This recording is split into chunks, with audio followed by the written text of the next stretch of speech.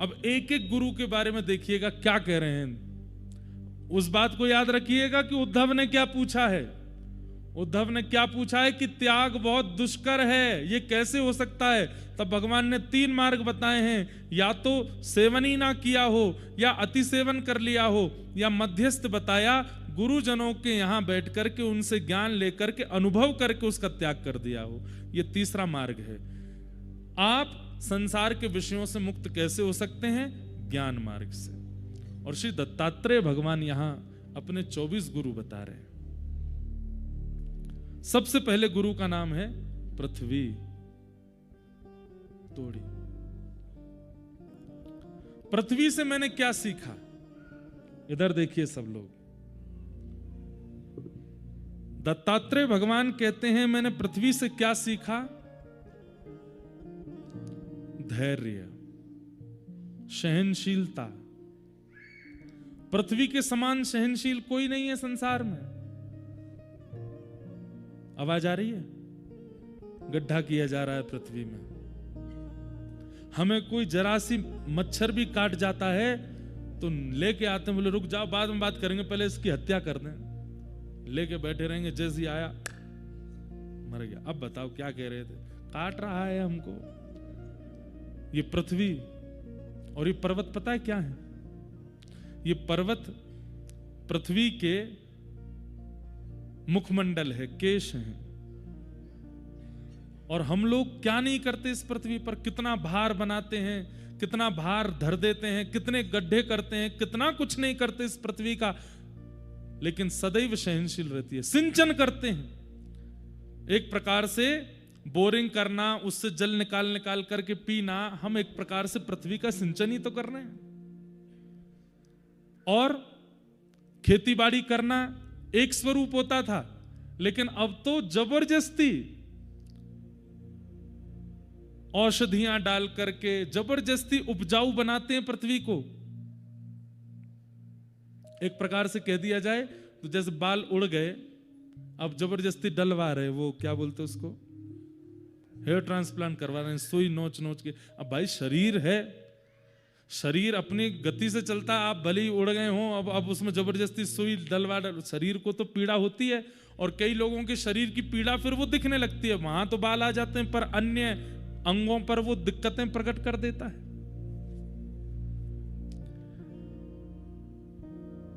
सबसे पहला गुरु मैंने पृथ्वी को बनाया और पृथ्वी से मैंने सीखा कि पृथ्वी धैर्यवान होती है, बहुत सहनशील होती है। व्यक्ति को अगर अपने जीवन में परमानंद का अनुभव करना है तो सहनशील बन जाए।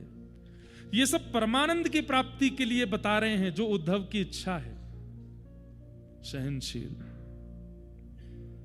धैर्य है पृथ्वी में, वो अपना धैर्य कभी नहीं तोड़ती, कैसी भी स्थिति। एक बात बताएं आपको, पृथ्वी को, चलिए ये तो बाहर की वस्तु हैं जिसको हम देख रहे हैं, सब लोग इधर देखिए ध्यान से। पृथ्वी को सबसे कम भार किसका लगता है? वैष्णवों का, जो चित्त से भगवत भजन करते हैं, दिन रात ठाकुर जी के स्मरण में रहते हैं, उन लोगों का भार बिल्कुल नहीं लगता पृथ्वी को। और पृथ्वी को सबसे ज्यादा भार किनका लगता है? विषयी और झूठे लोगों का। झूठे लोग जब झूठ बोलते हैं और अत्यंत झूठ बोल करके पृथ्वी पर विचरण करते हैं तो पृथ्वी की चीख निकलती है कि इसका भार मुझसे सहन नहीं हो रहा है, लेकिन फिर भी वो सहती है, सहनशील बनी रहती है। मैंने पृथ्वी से सीखा उसको सहनशील होना चाहिए। पृथ्वी का एक अंग है पर्वत, और मैंने पर्वतों से क्या सीखा? स्थिरता। चाहे जो हो जाए, पर्वत अपना स्थान नहीं बदलते, पर्वत यथावत रहते हैं। आज नरनारायण पर्वत हैं, करोड़ों वर्षों से यही हैं। आज कैलाश पर्वत है, करोड़ों वर्षों से वही हैं। पर्वत अपना स्थान परिवर्तन नहीं करते। दत्तात्रेय कहते हैं चाहे जितनी ऊंची स्थिति मिल जाए, चाहे जितनी गिरावट जीवन में आ जाए, अपने स्थान का, अपने स्वभाव का, अपनी स्थिति का परित्याग नहीं। सदा सम रहो, सदा दीन रहो। ये मैंने पर्वतों से सीखा, जो कि पृथ्वी का ही अंग, अभी पृथ्वी गुरु ही चल रहा है। स्थिरता मैंने सीखी। इसी पृथ्वी पर वृक्ष प्रकट होते हैं, और वृक्षों से मैंने क्या सीखा? उदारता। वो अपने लिए नहीं जीते, वृक्षों का जीवन सदा दूसरों के लिए होता है। पृथ्वी के पत्ते भी दूसरों के काम आते हैं, वृक्षों के पत्ते भी दूसरों के काम आते हैं, वृक्षों की छाया भी दूसरों के काम आती है, वृक्षों के फल भी दूसरों के काम आते हैं। वृक्ष की एक भी वस्तु ऐसी नहीं है जो वो अपने प्रयोग में धारण करता हो, सब कुछ दूसरों को दे देता है। और छांव, फल, सुगंधी पत्तों से जब हम ऊब जाएं तो वृक्ष अपने प्राण तक त्याग देता है हमें तपाने के लिए। मैंने वृक्षों से क्या सीखा? उदारता, परोपकार। तो परोपकार का गुण, स्थिरता का गुण और सहनशीलता का गुण, ये मैंने अपने प्रथम गुरु से सीखा, पृथ्वी। मैंने इनको गुरु बनाया। पृथ्वी का एक गुण और होता है, कितना भी गड्ढा कर दो और गड्ढा करके छोड़ दो, 5 साल बाद, 10 साल बाद, 20 साल बाद, 100 साल बाद गड्ढा अपने आप भर जाएगा। पृथ्वी अपने आप अपने रिक्त स्थान को भर देती है। ये मैंने पृथ्वी से सीखा। तो मेरी प्रथम गुरु कौन है? पृथ्वी। सबसे विशेष हमें क्या सीखना है? धैर्य। धैर्यता जीवन में लाइए, पेशेंस। हम लोग बहुत जल्दी विचलित हो जाते हैं। आजकल विवाह नहीं टिकते लोगों के, क्यों? धैर्य नहीं। भाई एक बात आपको माननी पड़ेगी कि विवाह निभाने से चलता है। यह तो सामान्य बात है कि कोई व्यक्ति बहुत पास रहेगा, समीप रहेगा, तो कुछ दिन बाद उसके अवगुण दर्शन होंगे, उसकी योग्यताएं अयोग्यताएं लगने लगेंगी। उसमें हमें करना क्या है? बोले धैर्य रखो, बस पेशेंस रखो।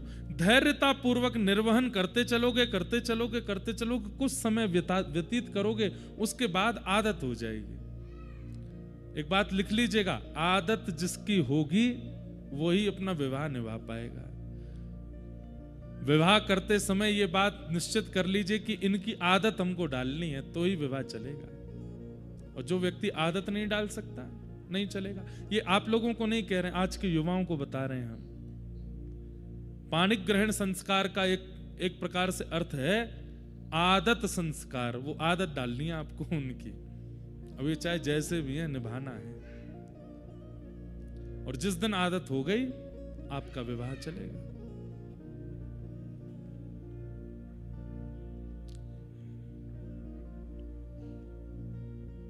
निभाना सीखिए, पेशेंस, अपने अंदर स्थिरता लाओ, धैर्यता लाओ। मैंने दूसरा गुरु किसको बनाया? पृथ्वी। पृथ्वी के बाद मेरे दूसरे गुरु कौन है? वायु। ये वायु मेरे दूसरे गुरु हैं। वायु का लक्षण क्या है बताओ? वायु का सबसे बड़ा लक्षण क्या है? वो सुगंधित स्थान से निकलती है तो सुगंध को ले लेती है, लेकिन बहुत देर तक सुगंध को धारण नहीं करती। वो दुर्गंध युक्त स्थान से निकलती है तो दुर्गंध को भी उठा लेती है, लेकिन बहुत देर तक दुर्गंध को धारण नहीं करती। चाहे सुगंध हो चाहे दुर्गंध हो, दोनों स्थानों से निकलने के बाद वायु अपने पुनः रूप में आ जाती है। क्या? ना तो दुर्गंध है ना सुगंध है, उसका कोई स्वरूप विशेष नहीं है। मैंने वायु से सीखा कि जीवन में सुख आवे तो सुख की सुगंधी कुछ दिन अपने अंदर धारण करे, लेकिन थोड़ी देर बाद फिर सम हो जाए। जीवन में दुख आवे तो दुख की दुर्घटनाओं की दुर्गंध को भी कुछ समय तक तो धारण करे, पर कुछ समय बाद फिर सीमित हो जाए। कई लोग सुख की स्थिति में आते हैं और फिर उस सुख की सुगंध को सदा बरकरार रखना चाहते हैं, वो नहीं हो सकता। आपको वायु की तरह बनना पड़ेगा, अपने स्वरूप का परित्याग नहीं। इसका दूसरा अर्थ ऐसे भी है कि मैं किसी विशिष्ट व्यक्ति से मिला तो उस विशिष्ट व्यक्ति का रंग मुझ पर चढ़ा, लेकिन जैसे ही मैं थोड़ा आगे गया मैं सामान्य हो गया। मैंने उसके प्रभाव को अपने ऊपर ज्यादा हावी नहीं होने दिया। मैं किसी दुर्जन व्यक्ति से मिला तो उसका प्रभाव, उसने खूब प्रयास किया कि वो मेरे ऊपर अपना असर डाले, परंतु थोड़ी देर बाद मैंने उसका असर भी अपने ऊपर नहीं होने दिया, मैं अपनी समरसता में रहा। ये मैंने वायु से सीखा कि वायु दुर्गंध और सुगंध दोनों को उठाती जरूर है पर धारण नहीं करती। वायु यदि सुगंध को धारण कर ले तो वायु की महिमा और ज्यादा हो जाएगी, लेकिन फिर भी वायु सुगंध को धारण नहीं करती। कुछ समय व्यवस्थित करने के बाद उसका त्याग कर देती है। इसका मतलब क्या है? वायु की किसी में आसक्ति नहीं है। ये निरासक्ति का गुण मैंने वायु से सीखा, वो किसी में आसक्त नहीं होती।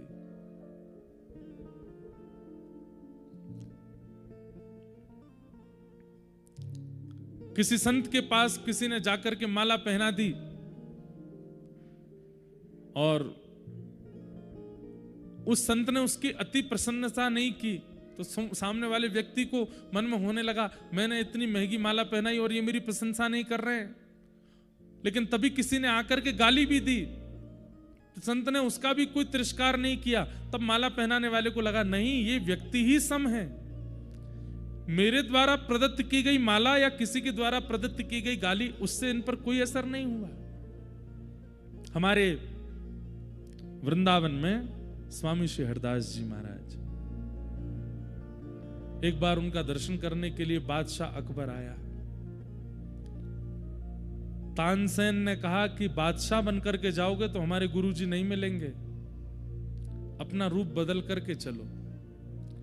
तो बादशाह अकबर तानसेन का तंबूरा उठाने वाला बनकर के गया। जैसे ही स्वामी श्री हरदास जी महाराज के सन्मुख पहुंचे, स्वामी जी महाराज जैसे ही गाने लगे, तानसेन ने मना किया था अकबर को कि वाहवाही मत करना, हमारे गुरुजी को वाहवाही करने वाले अच्छे नहीं लगते। लेकिन अकबर खूब सोच के गया, वाहवाही नहीं करूंगा, लेकिन आदत से मजबूर। जैसे ही स्वामी जी ने गाना प्रारंभ किया, अकबर के मुख से वाह वाह वाह निकल पड़ी। तुरंत स्वामी श्री हरदास जी ने नेत्र खोलकर, कौन है ये? इसके स्वर से पता लगता है कि कोई मुगल सल्तनत का व्यक्ति है। ए तानसेन, किसको लेके आए हो? बोले महाराज, जहां पना अकबर हैं, हिंदुस्तान के इस वक्त राजा हैं। मैंने इनसे कहा कि राजवेश में जाओगे तो गुरुजी नहीं मिलेंगे, तो तंबूरा उठाने वाले बन के आए। स्वामी जी खूब हंसे, बोले चलो संत दर्शन के लिए दीन तो बना। अकबर ने कहा, आप मेरा रूप पहचान ही गए हैं तो अब मुझे थोड़ी आपकी खिदमत करने दीजिए। स्वामी जी बोले, इन सब की हमको आवश्यकता नहीं। बोले नहीं, मैं आया हूं आपके द्वार पर, कुछ तो करूंगा। स्वामी जी बोले, अब तेरी जो इच्छा हो कर ले। अकबर ने अत्यंत मूल्यवान मणियों का एक हार, स्वर्ण में मंडित, जिसका मूल्य उस काल के भारत में कोई आकलन नहीं कर सकता था, ऐसा अमूल्य हार मणियों का निकाल करके स्वामी जी के गले में पहना दिया। स्वामी जी ने पहन लिया। अकबर के मन में आया कि इतना अमूल्य हार मैंने पहनाया है, ये मेरे से बड़े प्रसन्न रहेंगे, मेरी बड़ी वाहवाही करेंगे। अब 4 लोग आएंगे, उनसे भी कहा करेंगे कि देखो अकबर ने मुझे ऐसे ऐसे हार पहनाया। स्वामी जी तो सबके मन की जानते हैं। इतने में स्वामी जी ने कुछ अलाप लगाया, तो जैसे ही गाने लगे तो हिंसक जीव, पशु पक्षी सब वहां इकट्ठे होने लगे और दूर बैठ करके स्वामी जी को सुनने लगे। तभी एक हिरण आया और स्वामी जी के बगल में आकर के बैठ गया। स्वामी जी ने वही हार उतार करके हिरन को पहना दिया। अकबर बोला रुकिए, ये क्या कर रहे हैं, क्या कर रहे हैं? इतने में तो हिरन भाग गया वहां से, हार पहन करके वन में चला गया। अकबर बोला राम राम, ये कैसे व्यक्ति हैं? इतना महंगा हार, इतना अमूल्य हार, अरे आपको नहीं चाहिए था तो मुझे ही वापस कर देते, मैं अपनी रानियों को दे देता, किसी और को दे देता।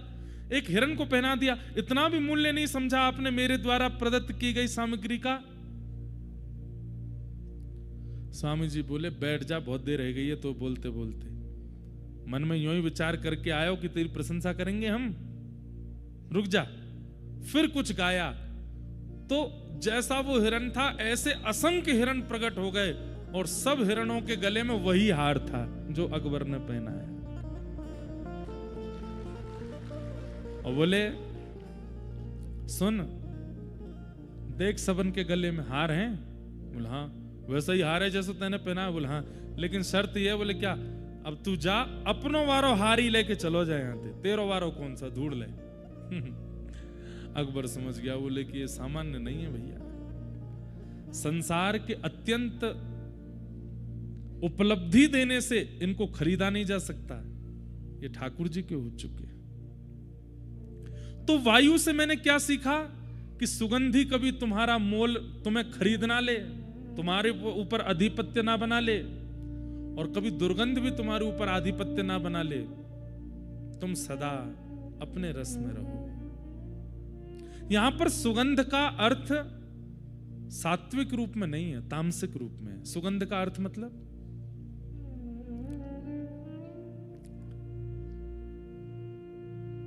ऐसे जीव, ऐसे लोग जो आपको संसार के विषय कैसे प्राप्त होंगे वही मार्ग बताते हैं, वो सुगंध है।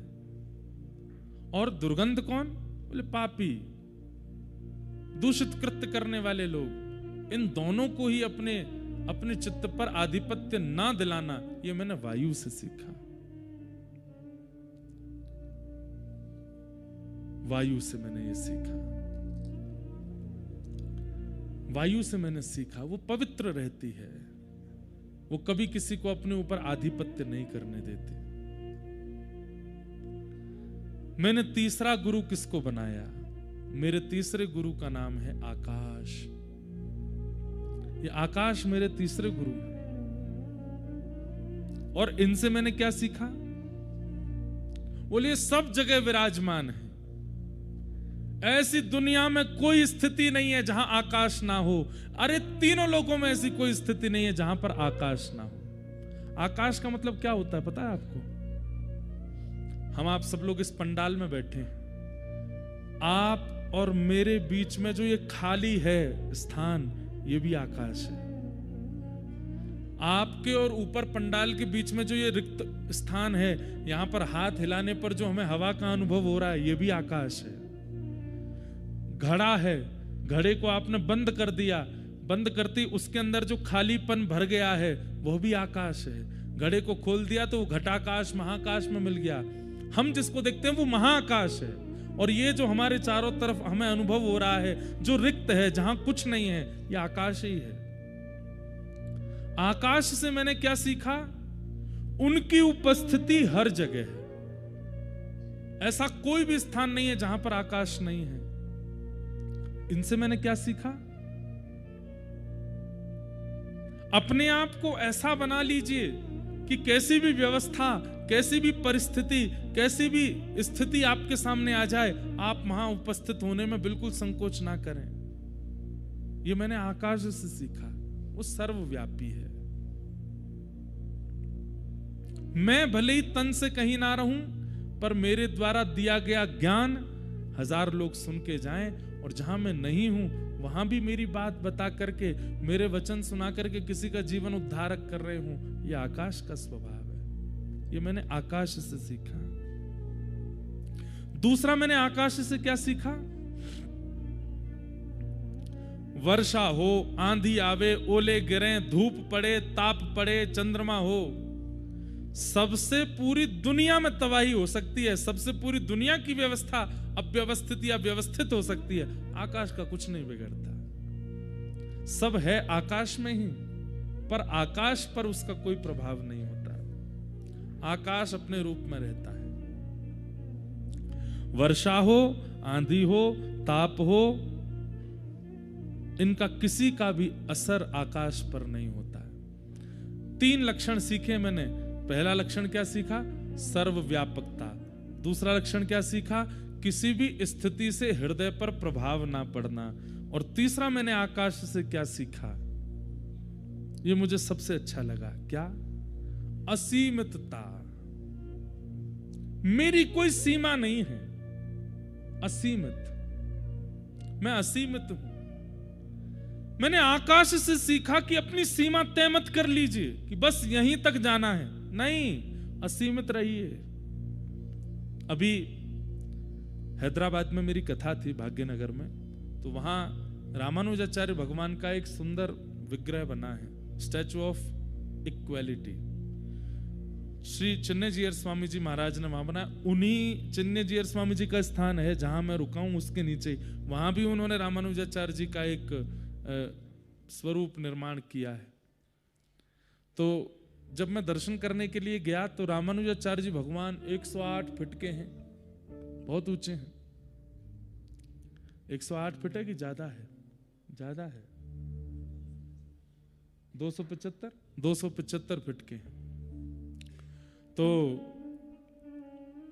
स्वामी जी से जब मैं मिला तो मैंने उनसे एक बात पूछी, बहुत ध्यान से सुनिएगा।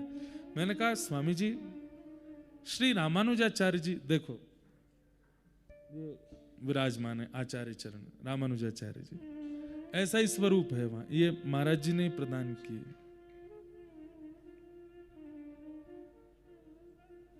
तो मैंने कहा, महाराज जी एक मन में संशय है, आपसे पूछ लूं? तो बोले पूछिए। मैंने कहा, ये दक्षिण भारत है और जब जेठ का महीना आता होगा, भीषण गर्मी, चिलचिलाती धूप आकाश में होती होगी, उस समय पर स्वामी जी के ऊपर जब तेज प्रकाश पड़ता होगा तो कहीं ना कहीं हम तो शिष्यगण हैं, हमें देख करके ऐसा लगेगा कि हमारे आचार्य चरण जो हैं वो ताप में तप रहे हैं। तो आपने ये स्वरूप ठाकुर जी आचार्य चरण का बनवाया, एक सुंदर छत्र भी बनवा देते ऊपर। आहा, कितना सुंदर उत्तर दिया। बोले नहीं, हम शिष्य हैं, हमारा स्वभाव होना चाहिए कि हमारे आचार्य की ऊंचाई असीमित हो। हम छत्र लगा करके उसको रोक ना दें, हम छत्र लगा करके उसको सीमित ना कर दें।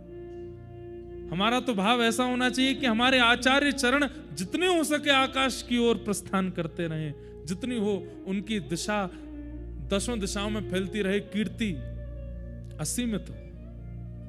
उत्तर सुनकर के मेरा मन बड़ा प्रसन्न हुआ। ये एक ऐसा उत्तर था जिससे मतलब प्रश्न करने वाले के चित्त को ठंडक मिल गई, मैं आनंदित हो गया। आज दत्तात्रेय भगवान कहते हैं, मैंने आकाश को गुरु बना करके क्या सीखा? असीमितता। चाहे भक्ति मार्ग में भी हो, उसकी एक सीमा निश्चित नहीं होनी चाहिए।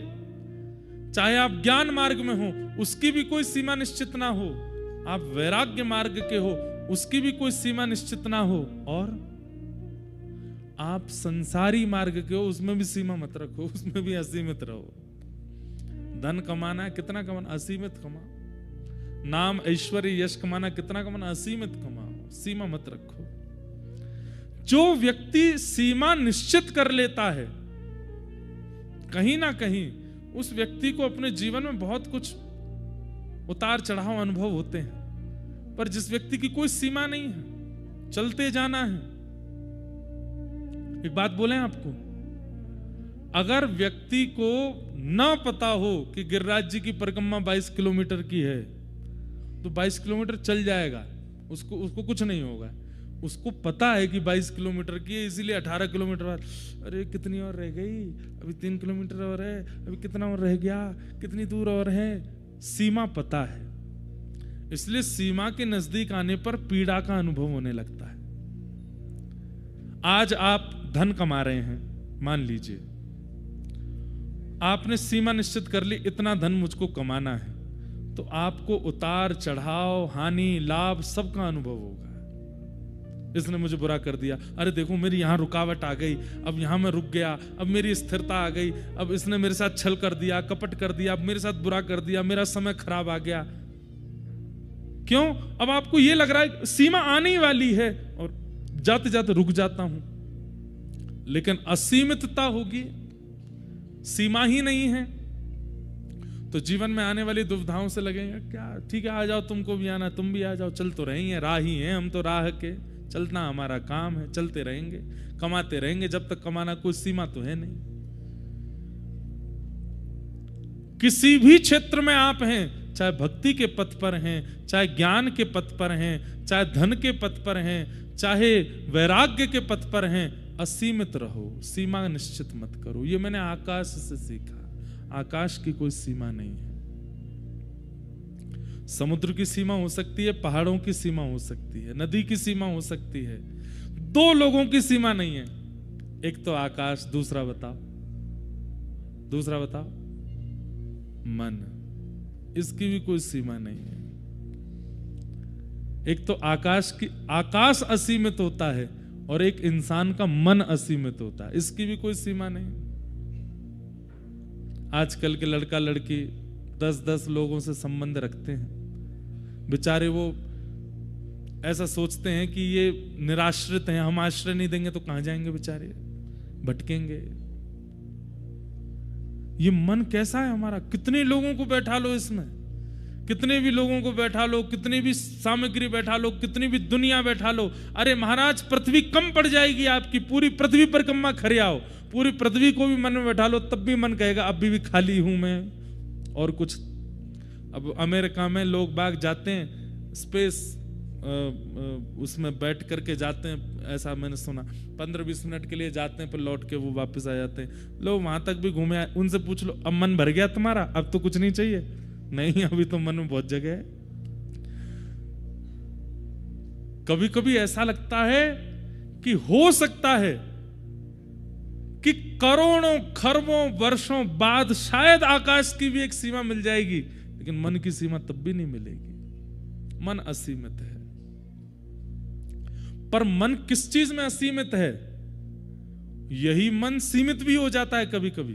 कब होता है सीमित? जब नाम जप करने बैठना हो। कितने नाम करने हैं? बोले 16 माला करो।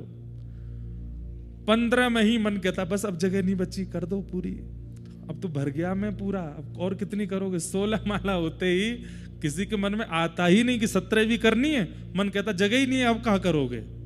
मतलब जिस मार्ग से व्यक्ति की बुद्धि को सुधारना हो, जिस मार्ग पर व्यक्ति का सुधराव होना हो, वहां पर मन सीमित हो जाता है।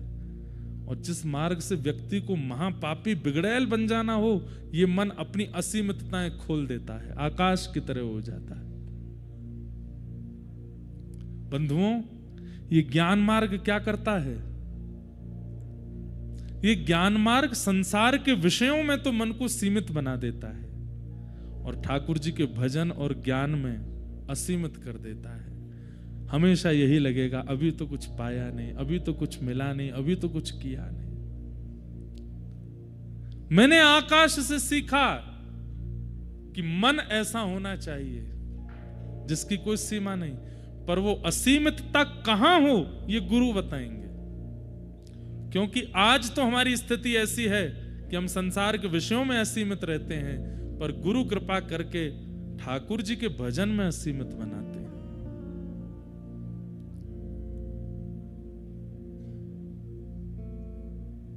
मैंने आकाश से असीमितता का लक्षण सीखा है।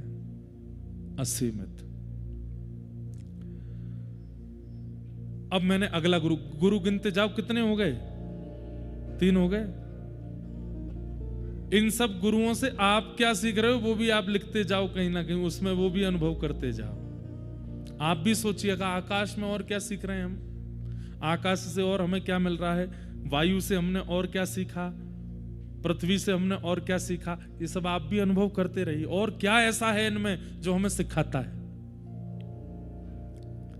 भगवान उद्धव को सुना रहे हैं और दत्तात्रेय यदु महाराज को सुना रहे हैं। मैंने अगला गुरु किसको बनाया? बोले मेरे चौथे गुरु का नाम है जल। क्या? जल। जल का लक्षण क्या है? जल का सबसे पहला लक्षण पवित्रता। जल पवित्र होता है। जल का, अच्छा देखो, कितना भी मैला जल क्यों ना हो, उसको रख दो थोड़ी देर रखने के बाद मैल नीचे आ जाएगा, जल अपनी पवित्रता को धारण कर ले। आप कहोगे महाराज जी नहीं, हमने तो खूब कीचड़ मिला दी, बैठ ही नहीं रही। अब जल खत्म हो गया, कीचड़ ज्यादा है, लेकिन जल अपने अस्तित्व में होगा तो कीचड़ को नीचे कर देगा, गंदगी को नीचे कर देगा। उसका स्वभाव है, वो अपवित्र रह ही नहीं सकता, वो सदा पवित्र रहता है। जल का स्वभाव है पवित्रता। चाहे कितने भी विषय जीवन में आ जाएं, आप कहते हैं बस थोड़ी देर का ध्यान करने दीजिए, उस विषय का त्याग तो मैं करता हूं। ये जल से मैंने सीखा कि वो अपने पवित्रता के लक्षण का त्याग नहीं करता। जल का दूसरा लक्षण मैंने क्या देखा? उसको कितना भी गर्म कर दो, कितना भी भयंकर गर्म कर दो,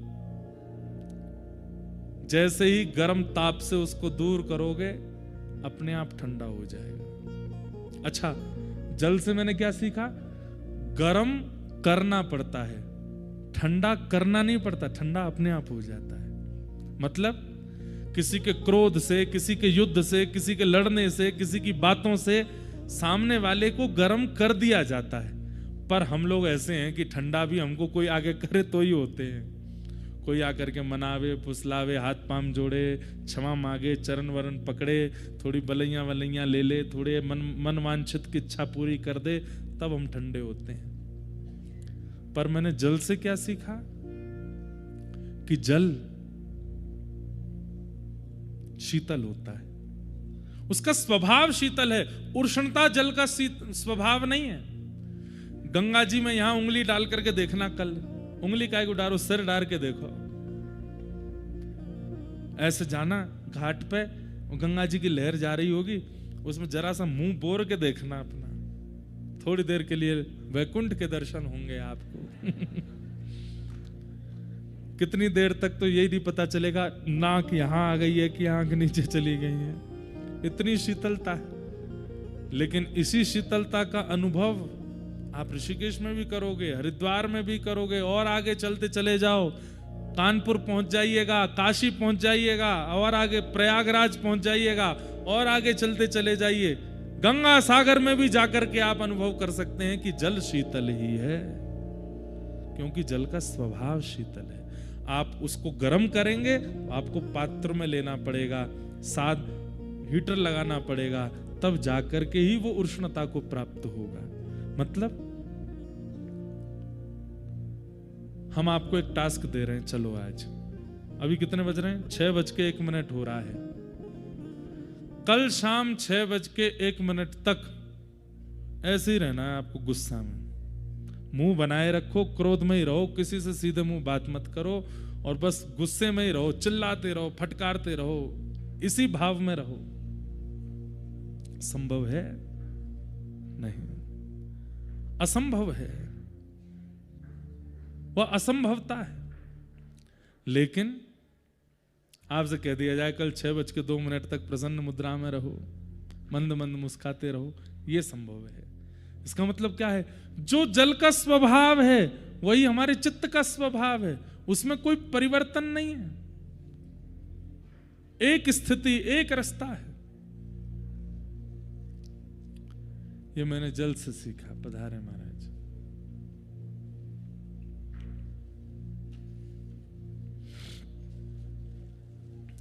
पवित्र, शीतल,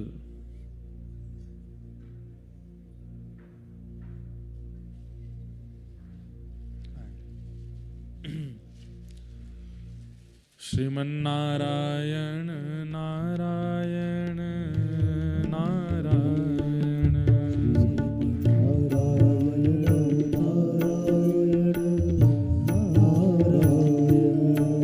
श्रीमन्नारायण नारायण नारायण,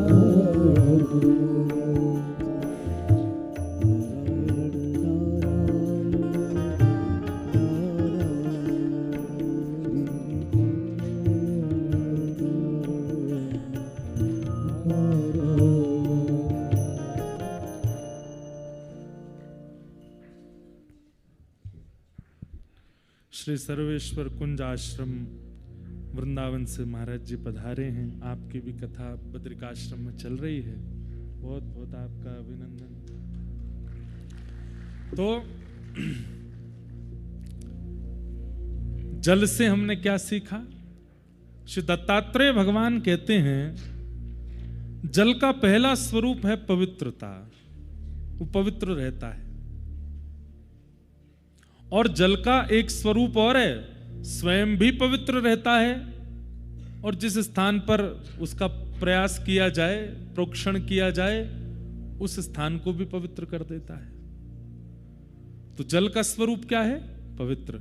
एक तो होते हैं, कई लोग ऐसे होते हैं संसार में, खुद तो पवित्र बन जाते हैं पर उनके प्रभाव से, उनके स्वभाव से, उनकी वाणी से, उनके दर्शन से कोई पवित्र नहीं होता। जल की पवित्रता लानी है चित्त में, मतलब स्वयं भी पवित्र रहिए और जिससे मिली उसको भी पवित्र कर दीजिए। ऐसी पवित्रता लाओ। दूसरी बात, जल का दूसरा स्वभाव है शीतलता। उष्ण करने के लिए, उसको गर्म करने के लिए साधन लेना पड़ता है, पर जल का वास्तविक स्वभाव शीतल ही रहता है। ठीक वैसे ही हम कैसे रहें? शीतल ही रहें, सदा ठंडे रहो। कोई बिल्कुल किसी भी प्रकार से उष्णता लाने की आवश्यकता नहीं। हाँ, कई बार जैसे माताओं को बच्चों को सुधारने के लिए गुस्सा करना पड़ता है, बड़े दफ्तर में काम करते हैं तो अपने नीचे के लोगों को संभालने के लिए थोड़ा क्रोध करना पड़ता है, गुरुजनों को, शिष्यों को संभालने के लिए क्रोध करना पड़ता है। परंतु किसी की व्यवस्था को व्यवस्थित करने के लिए क्रोध करना पड़े तो वो क्रोध गलत नहीं। लेकिन क्रोध आया, एक दिन बीत गो, 4 दिन बीत गए, 5 दिन है गए, महीना है गए, क्रोध जा ही नहीं रहा है। यह स्वरूप नहीं होना चाहिए। हम जल हैं, हमारा स्वभाव शीतल रहे। जल का तीसरा स्वरूप क्या होता है? अत्यंत मैले कुचैले व्यक्ति के भी मैल को दूर कर देता है। मतलब अत्यंत ऐसा व्यक्ति जिसको कोई स्वीकार नहीं कर रहा है, वो भी जब जल के सानिध्य में आ जाता है तो जल उसको भी स्वीकार करता है और स्वीकार करके उसको भी पवित्र और शुद्ध बनाता है। सब जगह भटक लिए, सबने दरवाजे बंद कर दिए। एक कथा आती बड़ी सुंदर।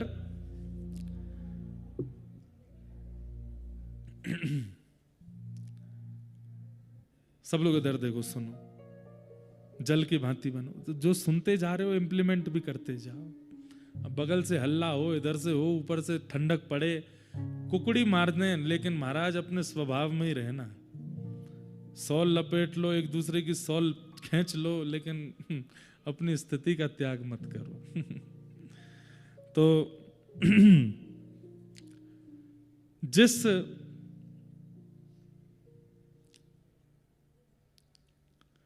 धोबी ने सीता जी पर प्रश्न चिन्ह उठाया,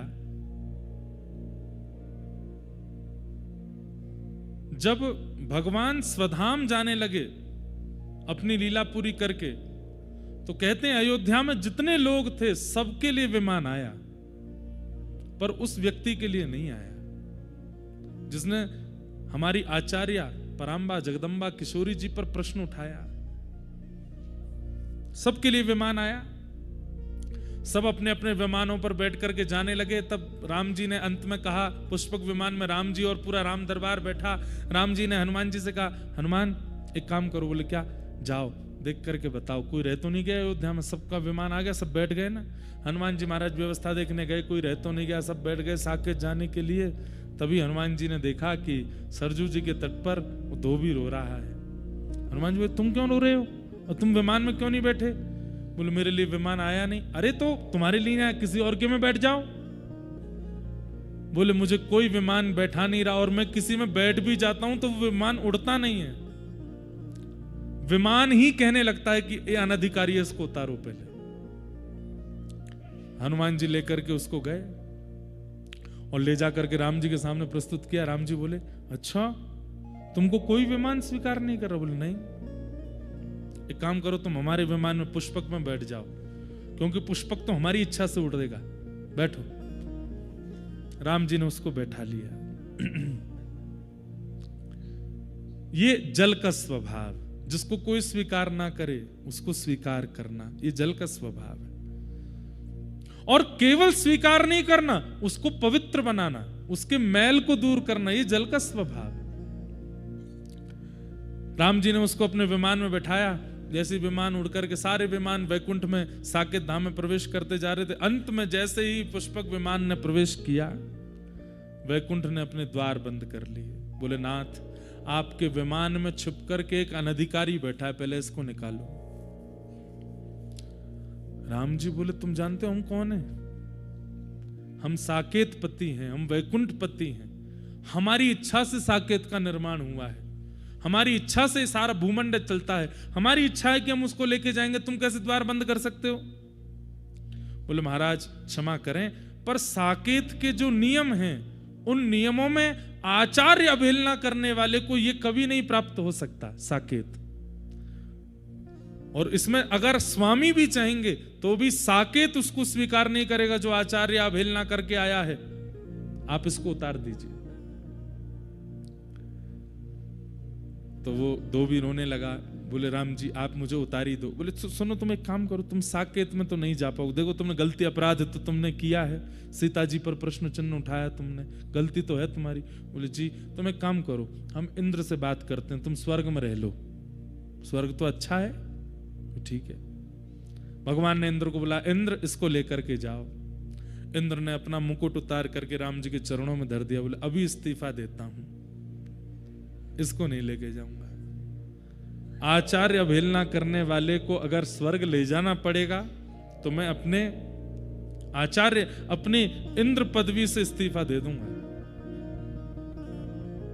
बोले भाई मैं कह रहा हूं, मेरी आज्ञा नहीं मानो, आप चाहे जो कहिए सब करेंगे हम, पर हमारी सिया जी पर प्रश्न चिन्ह उठाने वाला, लक्ष्मी जी पर उंगली उठाने वाला, इसको स्वर्ग में स्थान दूंगा मैं। वो आदमी बोला मुझे छोड़ दीजिए राम जी, अब क्या? नहीं नहीं रुको, हम रुको, कोई बात, हम शिव जी से बात करते हैं, भूत प्रेत हैं वहां पे, वहां तो रह लोगे। हम शंकर जी से कह देंगे तुमको बढ़िया व्यवस्था दे देंगे, शिव लोग चले जाओ। शिव जी बोले मेरा त्रिशूल तैयार है, भेजो इसको, खंड खंड कर दूंगा इसके, लेकिन इसको शिवलोक में नहीं रहने दूंगा।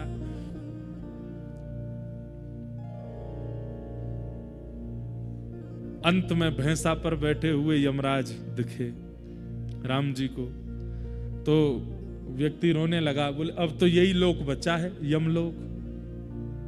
हे नाथ कोई बात नहीं, मैं यमलोक ही चला जाऊंगा।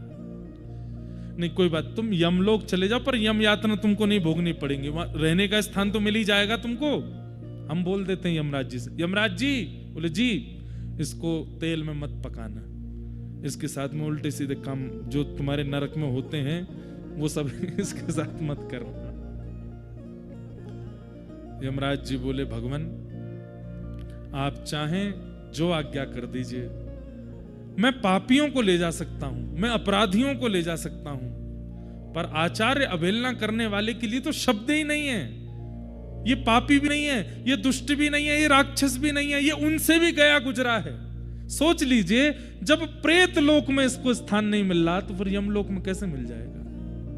मैं इसको नहीं ले जा सकता। सोचिए, आचार्य अवहेलना करने वाले के लिए साकेत लोक से लेकर के यमलोक तक के द्वार बंद हो गए। अरे प्रेत योनि में भी स्थान नहीं मिल रहा है, मतलब प्रेत भी उससे पवित्र हैं जो आचार्यों की अवहेलना करता है। अब वो रोने लगा, मैं कहां जाऊं? राम जी को उस पर इतनी दया आ गई। राम जी बोले रुक। बोले क्या? मैं दूसरा साकेत धाम बनाता हूं, उसमें मैं और तू दोनों रहेंगे। और राम जी ने अपनी भृगुटी टेढ़ी की, एक और साकेत धाम बना दिया। और जैसे ही उसमें ले जा करके रहने लगे, सब देवी देवता प्रकट हो गए। बोले नाथ ऐसा नहीं नहीं, तुम लोग जाओ, चलो यमराज जी तुम यमलोक ही संभालो, शिवलोक ही संभालो, तुम इंद्रलोक ही संभालो, और साकेत रह तू प्रसन्न, मैं नहीं रहूंगा आप तेरे पास। अरे मेरी आज्ञा नहीं मान रहे हो? राम जी को क्रोध आ गया। मैं कह रहा हूं इसको स्वीकार करो, तो क्यों नहीं कर रहे हो? बोले भगवान आप जिद कर रहे हो कि स्वीकार करो स्वीकार करो स्वीकार करो, आपने एक बार भी ये क्यों नहीं पूछा कि ऐसा ये क्या करे जिससे इसका पाप नष्ट हो? संसार में हर पाप को दूर करने का एक समाधान है। बोले बताओ क्या करे ये? बोले अगर आचार्य हमारी सीता जी अगर इसको क्षमा कर देंगी तो इसका अपराध मुक्त हो जाएगा, हम इसको स्वीकार कर लेंगे। तब सिया जी को बुलाया, वो तो राम जी से भी ज्यादा करुणामयी है। सीता जी ने उसको बालक मान के सिर पर हाथ फेरा, हृदय से लगाया और कहा ये तो मेरा वत्स है, मैं इसे क्षमा करती हूँ। जैसे ही क्षमा किया अब तो होड़ लगी। इंद्र कह रहे मैं लेके जाऊंगा, यमराज कह रहे नहीं नहीं मेरे पास आएगा, मैंने कह दी तेल में नहीं पकाऊंगा तुझे। शिव जी बोले बेटा भूत प्रेत तेरी रखवाली करेंगे, चल तू शिव लोग चल दे। साकेत बोले ये तो यहां रहेंगे। अब सब उनको मांगने लगे। इससे दो बातें प्रकट हुई। पहली बात कि राम जी कितने शीतल स्वभाव के हैं। जल का स्वभाव क्या है? जिसको कोई स्वीकार नहीं करता उसको जल स्वीकार करके पवित्र कर देता है। ठाकुर जी ऐसे ही हैं। बंधुओं, मंदिर में जाने से पहले एक बार अपने आप से पूछिए क्या हमने ऐसे कर्म किए हैं कि हम बद्रीनाथ भगवान को इस शरीर से देखें? क्या हमने अपने जीवन में बहुत पवित्रता का ध्यान रखा है जो हमको गर्भगृह के बाहर बैठा करके हमसे पूजा कराई जाए? हम उस लायक भी नहीं है कि हम बद्रीनाथ भगवान के सामने खड़े हो सकें, लेकिन फिर भी हम खड़े होते हैं, देखते हैं, दर्शन करते हैं, प्रसाद पाते हैं। क्यों? क्योंकि वो हमारे अवगुण नहीं देखते, उनका स्वभाव जल के जैसा है। सूरदास जी कहते हैं हरि जी मोरे अवगुण चित ना धरो, हरि जी मोरे अवगुण चित ना धरो, हे हरि जी मोरे अवगुण चित ना धरो, हरि जी मोरे अवगुण चित ना धरो। समदर्शी प्रभु नाम तिहारो, समदर्शी प्रभु नाम। हम आपको सूत्र बता रहे हैं सर्दी से बचने का। एक तो ताली बजाओ, दूसरा ऊंचे स्वर में गाओ। महाराज बिल्कुल ने को उजाड़ो नहीं लगेगा। हमें पता है बहुत सर्दी है, लेकिन आप लोग भाव से गाओ। हरि जी मोरे अवगुण चित ना धरो, हरि जी मोरे अवगुण चित ना धरो, हे हरि जी मोरे अवगुण चित ना धरो, हरि जी मोरे अवगुण चित ना धरो। समदर्शी हरि नाम तिहारो, समदर्शी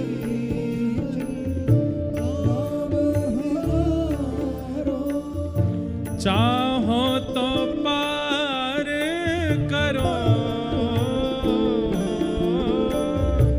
चाहो तो पार करो, हरि जी मोरे अवगुण चित ना धरो, हरि जी मोरे अवगुण चित ना धरो।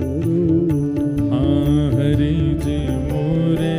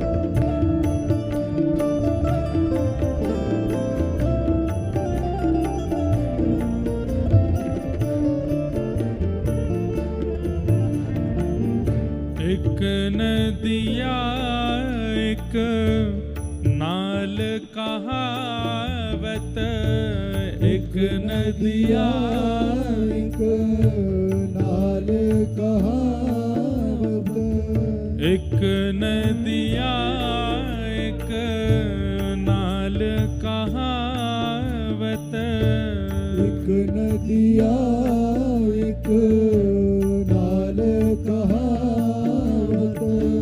मैलो नीर भरो, मैलो नीर भरो। एक नदी है पवित्र और एक नाला है जिस नाले में पूरे नगर की गंदगी जा रही है, लेकिन जब मिल के दो एक वरण भय, दो एक वरण भय, जब मिल के दो एक वरण भय, मिल के दो एक वरण भय। तब सुरसरी नाम परो, ओ सुरसरी नाम भरो, गंगा नाम भयो, ओ गंगा नाम भयो।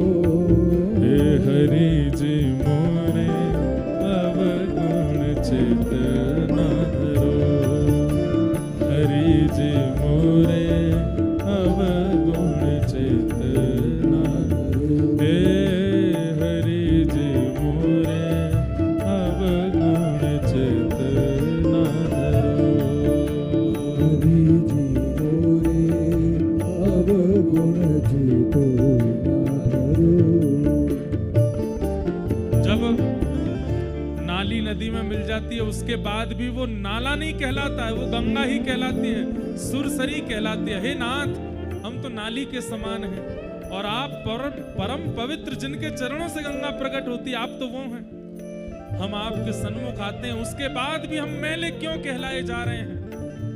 आपके दर्शन हो जाने के बाद, आप में मिल जाने के बाद तो हम भी पवित्र हो जाने चाहिए। नाथ, मेरे अवगुण मत देखिए प्रभु।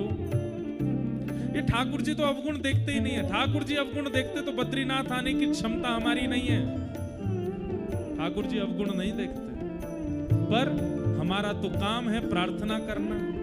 सूरदास जी कह रहे हैं, एक माया एक ब्रह्म कहावत, एक माया एक ब्रह्म कहावत। ओ एक माया एक ब्रह्म कहावत, एक माया एक ब्रह्म कहावत। हे सूर श्याम झगरो,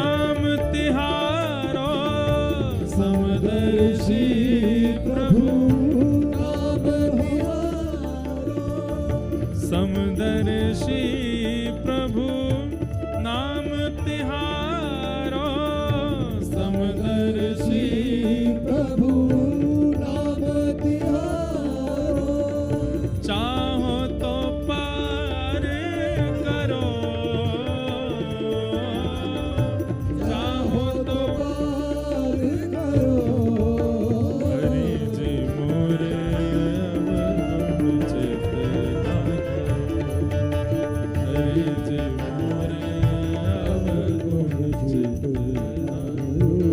ओ हरि जी मोरे अवगुण चित धरो।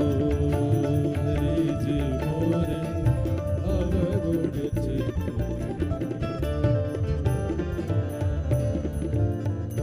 जल का ये स्वभाव है कि वो अयोग्यों को भी स्वीकार करके उनके मैल को दूर करता है। अच्छा, ठाकुर जी को यह बात बतानी आवश्यकता नहीं है कि आप हमारे अवगुणों को स्वीकार कर लो नाथ, हमें सीखने की आवश्यकता है। देखो बंधुओं, एक बात बोले, बहुत ध्यान से सुनिएगा। कोई भी इंसान संसार में बुरा नहीं होता। जैसे हरा और नीला रंग बुरे नहीं होते, पर दोनों एक साथ अच्छे नहीं लगते। ऐसे ही कोई व्यक्ति हरा है, कोई व्यक्ति नीला है। अब उन दोनों को आप संग बैठा दोगे तो दोनों में बनेगी नहीं। हरे को लगेगा नीला खराब है, नीले को लगेगा हरा खराब है, पर वास्तविकता यह है कि दोनों ही अच्छे हैं, पर दोनों का सामंजस्य अच्छा नहीं है। संसार में बुरा कोई नहीं है, पर वो व्यक्ति कब किस स्थान पर है उससे उसकी योग्यता प्रकट होती है।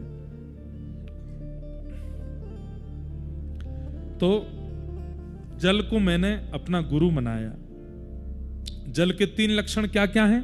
पहला लक्षण पवित्रता, जल का दूसरा लक्षण शीतलता, जल का तीसरा लक्षण अयोग्य को स्वीकार करके उसके मैल को दूर करना। और जल का एक लक्षण और होता है, व्यक्ति अन्न के बिना रह सकता है पर जल के बिना नहीं रह सकता। आप सही बता रहे हैं, 10 दिन अन्न मत खाओ, पानी पानी पीते रहो, मृत्यु नहीं होगी। लेकिन जल का परित्याग कर दिया तो मृत्यु निश्चित है। कहने का अभिप्राय, अपनी योग्यता इतनी व्यवस्थित कर लीजिए कि आपका ज्ञान, आपका भाव, आपकी भक्ति सामने वाले को ऐसे प्रिय लगने लगे जैसे किसी के प्राण। आप नहीं तो प्राण निकलने की स्थिति हो जाए। जल का स्वभाव क्या है? प्राण धारण करता है, प्राणों की रक्षा करता है। बंधुओं, कोई भटक रहा है तो ये भी तो उसके प्राण जा रहे हैं। ऐसे भटके हुए के भी प्राणों की उसको संभालना, वो भी तो प्राण रक्षा है।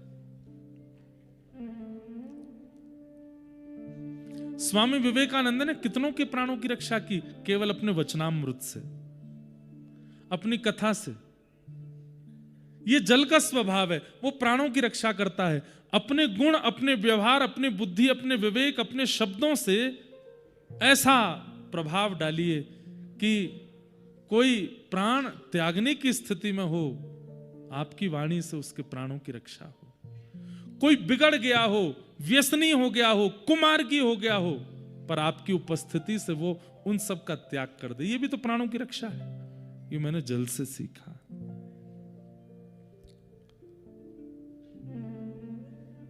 जल का एक स्वरूप और है,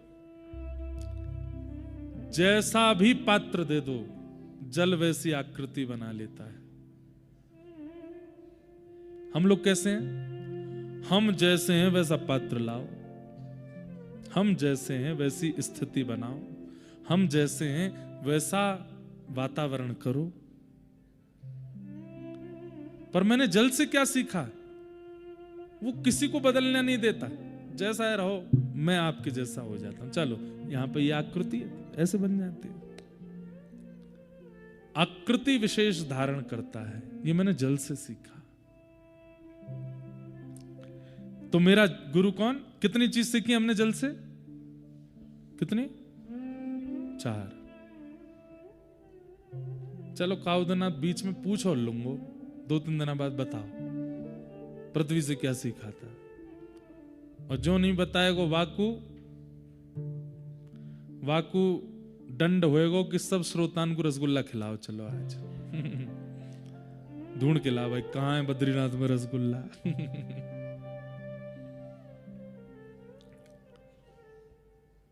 अभी तो दत्तात्रेय प्रसंग है, उसके बाद में अभी बहुत प्यारा भिक्षुक गीत आएगा भागवत में। ये वो कथाएं हैं जो हम कथाओं में कहते ही नहीं है, और हम क्या 90% कथा वक्ता नहीं सुनाते। एल गीत, उद्धव कृष्ण संवाद ही चल रहा है, और भिक्षुक गीत तो इतना प्यारा कि ठाकुर जी उद्धव को सुनाते सुनाते भावुक हो गए।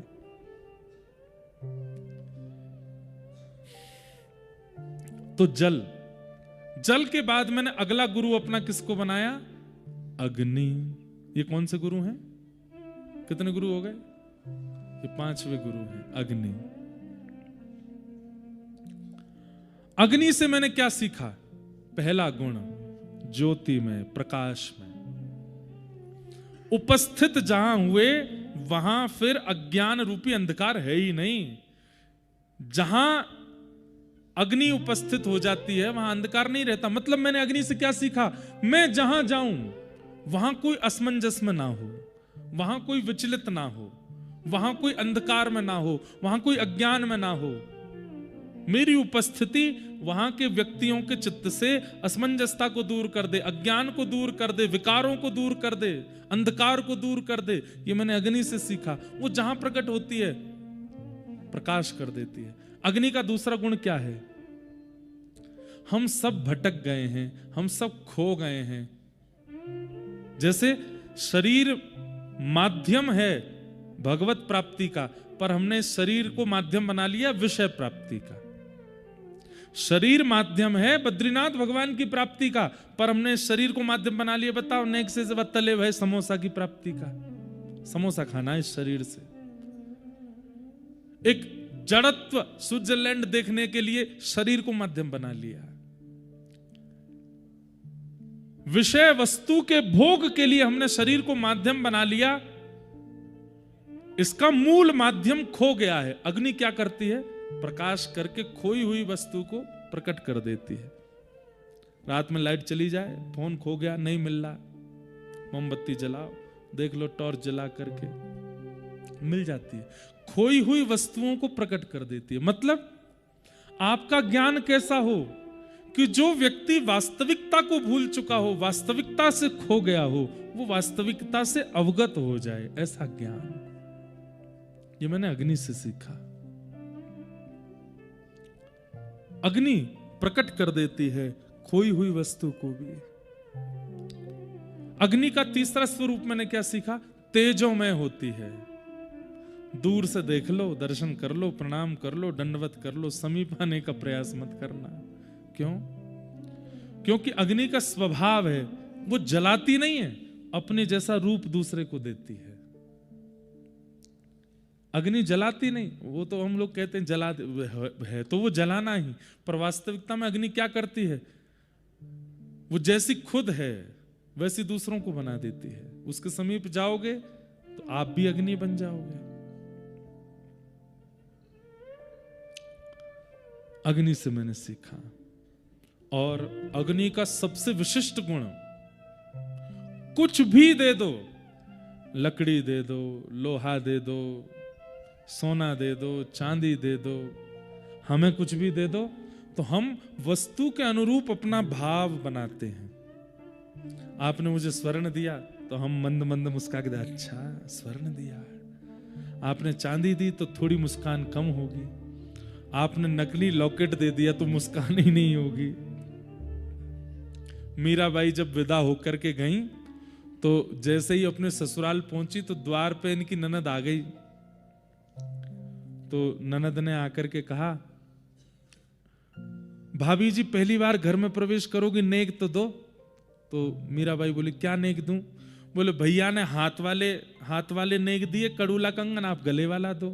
मीराबाई बोली, ऐसा दूंगी कि जीवन भर आपको याद रहेगा, सफल हो जाएगा आपका जीवन। बोले, क्या दोगी? मीराबाई ने तुरंत कंठी माला निकाल करके पहना दी।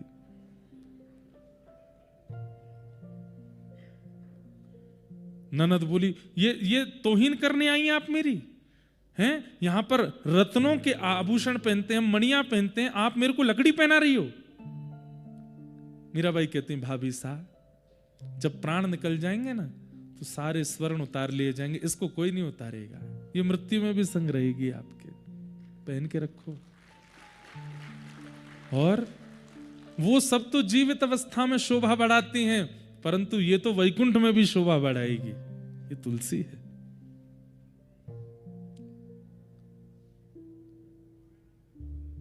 अग्नि का सबसे बड़ा स्वरूप क्या है? उसको कुछ भी दे दो, वो एक रस रहती है। आप लकड़ी डाल दो, आप लोहा डाल दो, आप सोना डाल दो, आप चांदी डाल दो, सबको अग्नि ही बना देगी। आप सोना डाल करके अग्नि से कहो, हे अग्नि देवी, अब मैंने सोना दिया, अब मुझे जलाना नहीं। हाँ नहीं, वो फिर भी जलाएगी। वो एक रस रहती है किसी स्थिति से। और इसका दूसरा रूप यह है, सब पचा लेती है, सबको अपने अंदर समाहित करने की स्थिति है अग्नि में। सुख से फूलती नहीं, सुख में फूलो मति, दुख में भूलो मति, प्राण जाए मगर नाम भूलो मति, मुरली वाले को मन से रिझाते चलो, कृष्ण गोविंद गोपाल गाते चलो।